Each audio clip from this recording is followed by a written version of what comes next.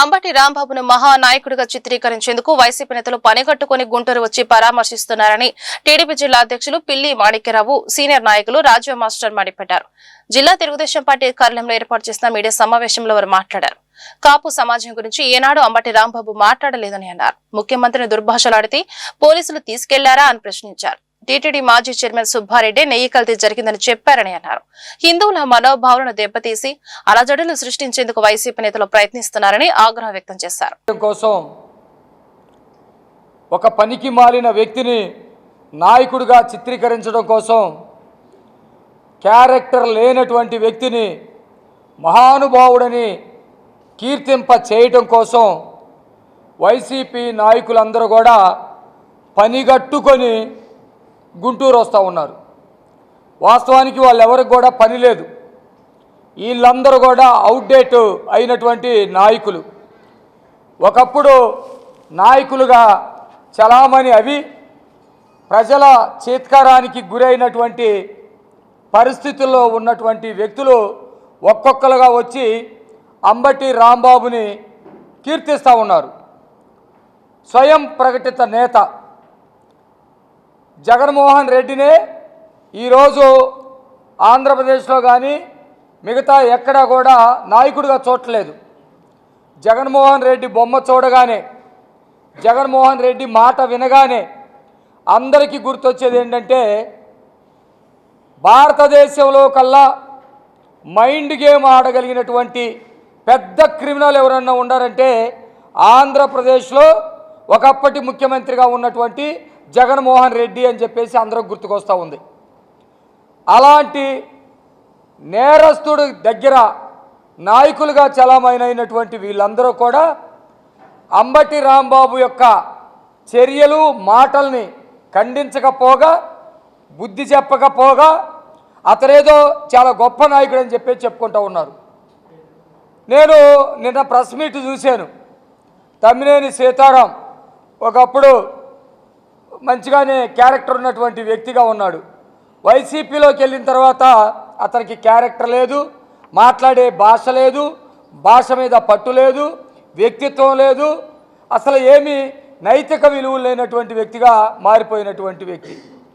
Nagarjuna SC కమ్యూనిటీకి చెందినటువంటి వ్యక్తి. అతను ఏదో ఉధృతంగా మాట్లాడని చెప్పేసి చెప్పుకోవటానికి తప్ప అతనికి కూడా క్యారెక్టర్ లేదు. ఒకప్పుడు ఎస్సీ కమిషన్ మెంబర్గా ఉన్నప్పుడు ఎంతో కొంత విలువలకు తోటి ఉన్నటువంటి వ్యక్తి. ఇట్లా నిన్న ఒకళ్ళిద్దరు మాట్లాడినటువంటి తెలుగుదేశం పార్టీ వేదిక మీద మేము కూడా మాట్లాడాల్సి రావడం, మేమందరం కూడా రాజకీయాల్లో ఉండటం కోసం, పార్టీలో పనిచేయడం కోసం ఎందుకు ఇష్టపడ్డామంటే, ప్రజాసేవ చేయడానికి రాజకీయ పార్టీ ఒక వేదికగా ఉంటుంది అనే ఒక ఆశతోటి ప్రజాసేవ చేస్తా ఒక నాయకుడిగా ఎదిగేందుకు రాజకీయాల్లో ఉన్నాం.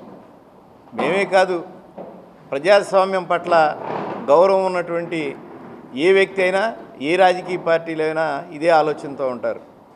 దురదృష్టం ఏంటంటే, రాను రాను కులాలకు సంబంధించి, మతాలకు సంబంధించినటువంటి అంశాల గురించి అనైతికంగా మాట్లాడుకునే పరిస్థితులు రావడం దురదృష్టకరం.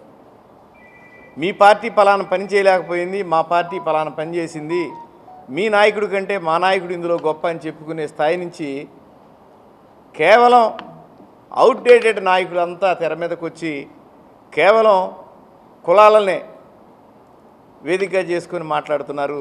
ఇది సభ్య సమాజం చిన్నపుచ్చుకుంటూ ఉంది. మరి ప్రస్తుతం నడుస్తున్నటువంటి కథ మీకు తెలిసిందే. కేవలం 2019 నుంచి 2024 వరకు తిరుమల తిరుపతి దేవస్థానంలో లడ్లు తయారీలో జరిగినటువంటి అక్రమాలను కూటమి ప్రభుత్వం వెలికి తీస్తున్న దాన్ని తప్పుదారి పట్టించడం కోసం ఆడిన ఆటలో భాగమే అంబటి రాంబాబు ఎపిసోడ్. ఇదంతా జగమెరిగిన సత్యం. మరి ఈ రోజున ఆ రాజకీయ పార్టీకి చెందినటువంటి నాయకుడిని అరెస్ట్ చేశారు కాబట్టి అతన్ని పరామర్శించడానికి ఆ రాజకీయ పార్టీకి సంబంధించినటువంటి నాయకులు రావటం తప్పని మేము కూడా అన్నాం. కాకపోతే కులాన్ని ఎందుకు తీసుకొస్తా ఉన్నారు మీరు? ఇక్కడ బాగా ఆశ్చర్యమైనటువంటి అంశం ఏంటంటే, ఈ రోజున అంబటి రాంబాబుని పరామర్శించడానికి వస్తున్నటువంటి వారు అందరూ కాపు నాయకులే ఎక్కువ శాతం. దురదృష్టం ఏంటంటే ఈ కాపు నాయకుల్లో చాలామంది తెలుగుదేశం పార్టీలో మొక్కై మానయ్య బయటికి వెళ్ళినటువంటి వ్యక్తులే. వీళ్ళకి తెలుసు తెలుగుదేశం పార్టీ కాపులకి ఇచ్చినటువంటి ప్రాధాన్యత గురించి తెలియనోళ్ళు కాదు.